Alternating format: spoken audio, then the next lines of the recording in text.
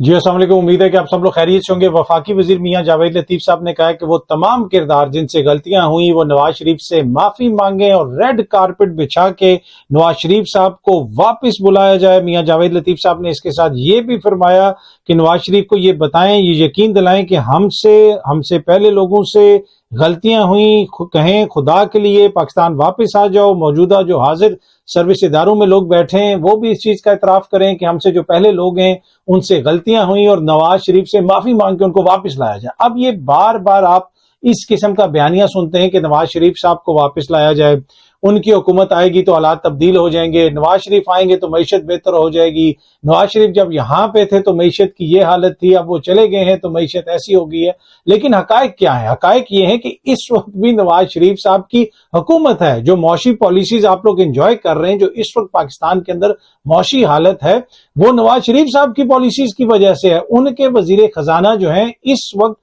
پاکستان کے وزیر خزانہ اسحاق ڈار صاحب، مفتاح اسماعیل صاحب کو ہٹا کے اسحاق ڈار صاحب کو لانا نواز شریف صاحب کی خواہش تھی۔ کابینہ جو بنی ہوئی ہے وہ بھی نواز شریف صاحب کی منشا سے بنی ہوئی ہے، جو فیصلے ہو رہے ہیں وہ بھی نواز شریف صاحب کی مرضی سے ہو رہے ہیں۔ کوئی اہم تعیناتی ہو یا کوئی اور فیصلہ ہو، ہر چیز میں نواز شریف صاحب کی منشا شامل ہوتی ہے۔ یہاں تک کہ ہم نے دیکھا کہ کابینہ لندن جاتی تھی، لندن میں بیٹھ کے اجلاس ہوتا تھا، لندن میں کابینہ کو بتایا جاتا تھا۔ تو یہ سارے جو سلسلہ اس وقت پاکستان کے اندر چل رہا ہے حکومت کے حوالے سے، اس میں نواز شریف صاحب کا اہم کردار ہے۔ تو اب نواز شریف صاحب آئیں گے تو وہ کون سی ایسی پالیسی ہے جو انہوں نے چھپا کے رکھی ہوئی ہے، وہ کون سی ایسی گدڑ سنگھی ہے جو وہ اپنے بھائی کو نہیں دے رہے اور ان کو نہیں بتا رہے کہ کیسے ملک کے حالات بہتر کرنے، وہ آئیں گے تو حالات بہتر ہو جائیں گے۔ یہ میری سمجھ سے بالاتر ہے، مجھے تو سمجھ نہیں آ رہا ہے کہ یہ کیا چیز ان کے پاس ہے۔ اگر ان کے پاس ایسا کوئی جادو کی چھڑی ہے، کوئی ایسا راز ہے تو اپنے چھوٹے بھائی کو بتا دیں۔ باقی جس طرح میں نے پہلے بھی عرض کی کہ جو وزیر خزانہ ہے ان کو سرکاری جہاز پہ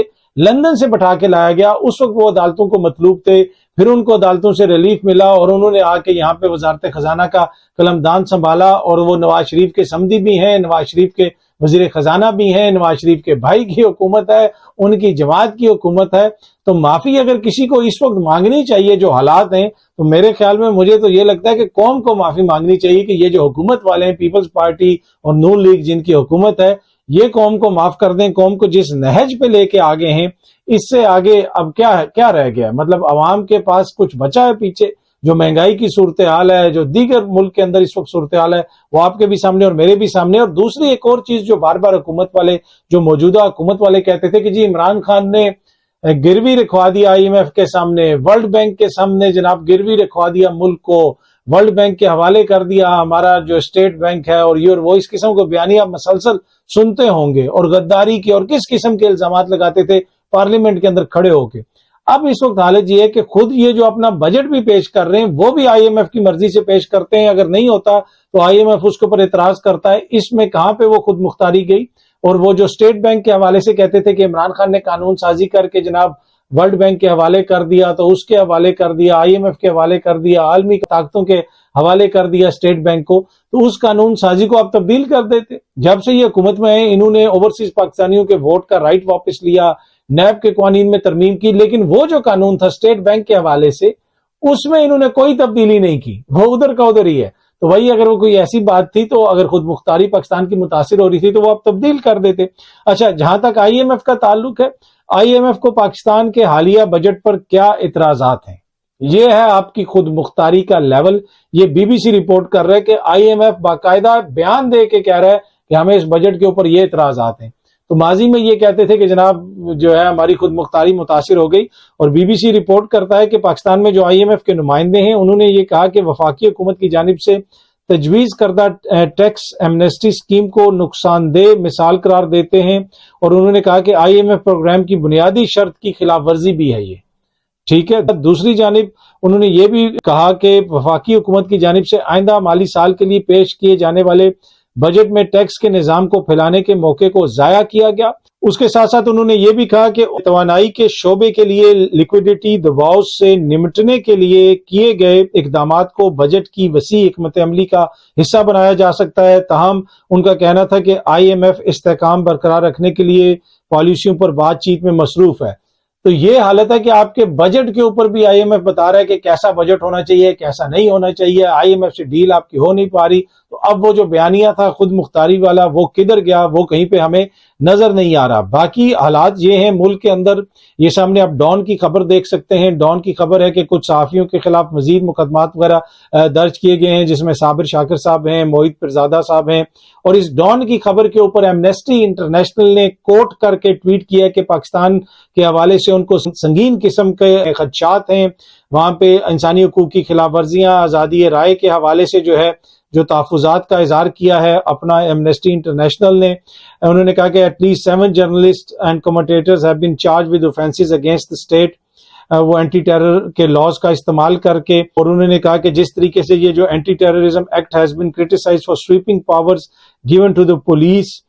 to abuse human rights with impunity, انہوں نے کہا کہ جی پولیس جس طریقے سے انسانی حقوق کی خلاف ورزیاں کر رہی ہے، تو یہ عالمی سطح کے اوپر اس وقت جو ملک کے اندر حالات ہیں ان کے حوالے سے مختلف ادارے حالیہ عرصے کے اندر آپ دیکھیں گے کہ وہ اپنا کنسرن شو کرتے ہوئے آپ کو نظر آئیں گے، اور ڈان کی نیوز کے اوپر، ڈان نیوز نے جو رپورٹ کیا تھا اس کے اوپر اس کو کوٹ کر کے یہ ایمنسٹی انٹرنیشنل نے یہ بات کی ہے۔ باقی اس وقت جو ملک کے حالات ہیں وہ جس طرف جا رہے ہیں وہ آپ کو بھی پتا ہے اور مجھے بھی پتا ہے، معیشت بہت بہترین ہو گئی ہے، اور اسی وجہ سے شاید شہباز شریف صاحب نے فیصلہ کیا کہ وہ آذربائیجان کا چکر لگا کے آ جائیں۔ وہ آذربائیجان میں پہنچے ہوئے آپ کے وزیر اعظم شہباز شریف صاحب، اور اچھی خبر، ایک جو بڑی اچھی خبر ہے وہ یہ ہے جو ابھی تک شاید میڈیا میں آنے والی ہے، بلکہ یہ میڈیا میں اب آج رپورٹ بھی پھر ہوئی ہے کہ اسی مہینے کے آخر میں بلاول صاحب جو ہیں وہ وزٹ کریں گے چائنا اور جاپان کا۔ جی ہاں جی، وزیر اعظم صاحب گئے ہوئے آذربائیجان، بلاول صاحب جناب جائیں گے، ابھی چائنا بھی جائیں گے، جاپان بھی جائیں گے، اور پوری دنیا گھوم پھر رہے ہیں۔ اور وزیر اعظم صاحب کی وہ جو پی ایم آفس کا ٹویٹر اکاؤنٹ ہے وہ ٹویٹس کر رہا ہے کہ فلانے میوزیم میں چلے گئے، فلانی جگہ پہ بھی وزیر اعظم چکر لگا کے آ گئے ہیں، فلانی جگہ پہ بھی وزیر اعظم چکر لگا کے آ گئے ہیں۔ پرائم منسٹر آفس جو ہے پورا بتا رہا ہے کہ وزیر اعظم صاحب کیا کر رہے ہیں ادھر آذربائیجان میں۔ تو اس وقت یہ یقیناً بہت زیادہ ضروری ہے کہ ہمارے وزیر اعظم جو ہیں انہوں نے ملک کی فرنٹ کے اوپر تو تمام مسائل کا حل نکال لیا ہے، اس وجہ سے وہ باہر کے ممالک میں جا کے پھر رہے ہیں، دورے کر رہے ہیں، اور اس سے یقیناً بہت فائدہ ہوگا۔ اب تک جتنے بھی دورے ہوئے، بلاول نے اتنی دنیا گھوم لی، ہنا روبانی خر صاحبہ دنیا گھوم رہی ہیں، وزیر اعظم صاحب دنیا گھوم رہے ہیں۔ آپ بتا دیں کہ اب تک اس کا کیا نتیجہ نکلا، پاکستان کو اس کا کیا فائدہ ہوا ہے اب تک؟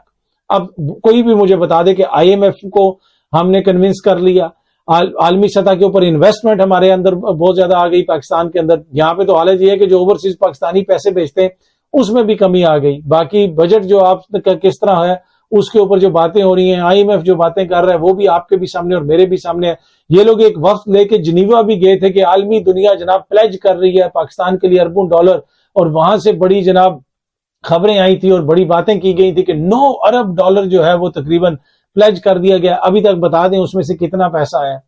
کتنا پیسہ ہے؟ 1.5 ارب ڈالر انہوں نے لینا ہے آئی ایم ایف سے، 3 ارب ڈالر کم ہو گئے ہیں جو اوورسیز پاکستانی یہاں پہ بھیج رہے ہیں۔ اس میں ایک کردار جو ہے وہ موجودہ سیاسی حالات کا بھی ہے، جس قسم کی مبینہ انسانی حقوق کی خلاف ورزیوں کے الزامات لگ رہے ہیں۔ ایمنسٹی انٹرنیشنل لگا رہا ہے، یہ کوئی جماعت اسلامی یا تحریک انصاف یا پاکستان میں بیٹھا ہوا کوئی ادارہ نہیں لگا رہا ہے، یہ ایمنسٹی انٹرنیشنل لگا رہا ہے، ہیومن رائٹس واچ کہہ رہا ہے۔ کیا ایسے ماحول کے اندر پاکستان میں سرمایہ کاری آئے گی، حالات بہتر ہوں گے؟ یہ سوچنے کی ضرورت ہے۔ اور پھر کراچی کے انتخاب جو جس طریقے سے ہوا، کسی سے بھی آپ پوچھ لیں، جو صحافی جو رپورٹ کر رہے ہیں، میڈیا جو رپورٹ کر رہا ہے، وہ آپ کو بھی نظر آ رہا ہے اور مجھے بھی نظر آ رہا ہے، اور یہ ساری چیزیں جو ہیں یہ دنیا بھی دیکھ رہی ہے۔ تو سوچنے کی ضرورت ہے، ملک کو اس بحران سے نکالنے کی ضرورت ہے۔ اگر ہمارے ملک میں ترسیلات زر کم آ رہے ہیں تو وہ خوشی کی بات نہیں ہے، ملک کا نقصان ہو رہا ہے۔ ملک ہوگا تو سب کچھ ہوگا نا، ملک کا نقصان ہو رہا ہے، سیاسی جو ماحول ہے اس کی وجہ سے ملک کا نقصان ہو رہا ہے۔ لیکن کیا ہے، بس یہ فیصلہ یہ ہے کہ جناب ہم نے ہر حالت میں حکومت سنبھالنی ہے، جس طرح اپنا میئر بنایا اسی طرح کشمیر میں بھی، آزاد کشمیر میں بھی بنائیں گے حکومت، پنجاب میں بھی بنائیں گے۔ یہ نہیں ہو سکتا، جب آپ عوام کی منشا کے خلاف جو ہے چیزوں کو کرنے کی کوشش کریں گے تو پھر اس میں عالمی دنیا بھی دیکھے گی، اور موجودہ جس گلوبل ولیج کے اندر ہم رہ رہے ہیں، یہ کسی کو کوئی شک نہیں ہونا چاہیے کہ دنیا کو پتہ نہیں چلتا کہ کیا ہو رہا ہے۔ تو ضرورت اس امر کی ہے کہ چاہے وہ اپوزیشن میں عمران خان صاحب ہوں یا حکومت والے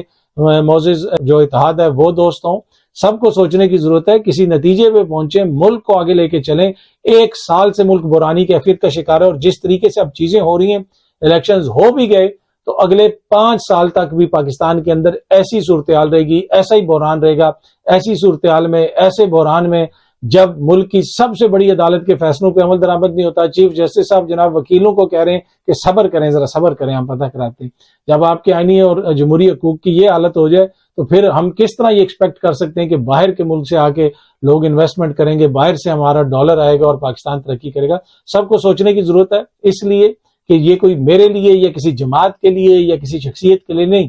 پاکستان کے لیے ہم سب کو سوچنے کی ضرورت ہے۔ جس بھی کیپیسٹی میں ہم سوچ رہے ہیں کیا جو ہم کر رہے ہیں اس سے پاکستان کو فائدہ ہو رہا ہے یا نقصان ہو رہا ہے؟ ایک بڑا کوشچن ہے، اگر آپ تھوڑا سا سوچیں تو ہم سب جو ہے اس کے نتیجے پہ پہنچ سکتے ہیں کہ ہم کیا اپنا اس میں حصہ ڈال سکتے ہیں۔ امید ہے کہ یہ ویڈیو آپ کو پسند آئی ہوگی، بہت جلدی آپ سے پھر ملاقات ہوگی۔ Thank you so much.